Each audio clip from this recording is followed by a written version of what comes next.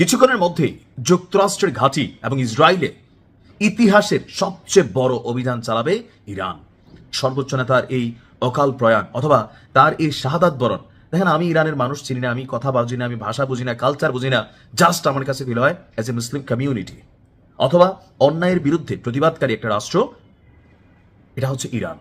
আমার যদি এতটুকু ফিলিংস কাজ করে, আমার নিউজ শুই না, আপনার যদি এতটুকু ফিলিংস কাজ করে, যারা ওই দেশের জনগণ তাদের ফিলিংসটা কতটুকু।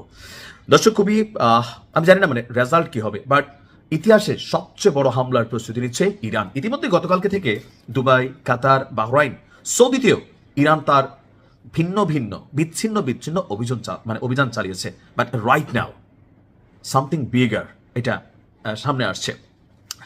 ইরানের ইসলামিক রেভলিউশনারি গার্ড কোর অর্থাৎ আইআরজিসি, তাদের একটা বক্তব্য বিবিসির প্রতিবেদনে উঠে এসেছে যে যুক্তরাষ্ট্রের মধ্যপ্রাচ্যে থাকা সকল ঘাঁটি, সকল কালপ্রিট আর ইসরায়েলের উপর ইতিহাসের সবচেয়ে বড় অভিযান চালানোর প্রস্তুতি নিচ্ছে ইরান। আপনার দেশটির বার্তা সংস্থা ফার্স নিউজ বলছে, আইআরজিসি জানিয়েছে যে এই অভিযান অল্প কিছুক্ষণের মধ্যেই শুরু হতে যাচ্ছে। হয়তো আমি যখন নিউজটি আপলোড করছি আর আপনি যখন নিউজটি দেখছেন ততক্ষণে হয়তো আমাদের অভিযান শুরু হয়ে যাবে।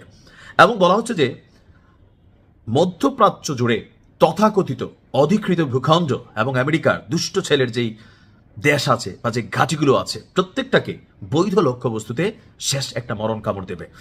আপনার কয়েক ঘন্টা আগে ইরানের রাষ্ট্রীয় গণমাধ্যম আমাদের সর্বোচ্চ নেতার মৃত্যুর বিষয়টি নিশ্চিত করেছে এবং কি ডোনাল্ড ট্রাম্প উচ্ছ্বাস প্রকাশ করছে, দেখো আই হ্যাভ ডান ইট, শেষ। তবে ইরানের জন্য সামনে দুইটাই পরিণতি। একটা হচ্ছে ইরান ফিলিস্তিনের চেয়ে খারাপ রাষ্ট্রে পরিণত হয়ে যাবে, মাটিগুলারে পর্যন্ত, মানে আমি জানি না আপনি কি করবে। কারণ এখানে আপনার যে সিজ্জিল নামক যে মিসাইল গতকাল ইরানের আকাশে দেখা গেছে, এটা বড় ভয়ঙ্কর। আর আমেরিকা যেই মেশিনারিজগুলো ইসরায়েলের হাতে দিয়েছে, মাটির নিচে থাকা সুরক্ষিত বাংকার, সে বাংকার পর্যন্ত ধসাই দিতে পারে এমন টাইপের মেশিনারিজ কিন্তু তুলে দিয়েছে। এখন ইরান বলছে যে পশ্চিমা রাষ্ট্রগুলো অথবা ইরানের শত্রুরা কল্পনাও করতে পারবে না যে কত বড় অভিযান চলবে। এখন এখানে দুইটা পারসেপশন হতে পারে। আমি আগেই বলছি, এই যে সময়টা নিছে আমেরিকা, তখন কিন্তু বলছি যে আমেরিকা আসবে, ধরবে ইরান রে।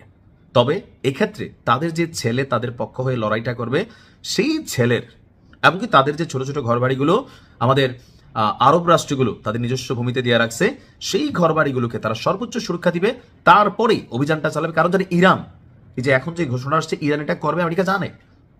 আর সেই কারণে তারা সর্বোচ্চ লেভেলে আপনার নিরাপত্তা সিস্টেম আপডেট করে ফেলছে।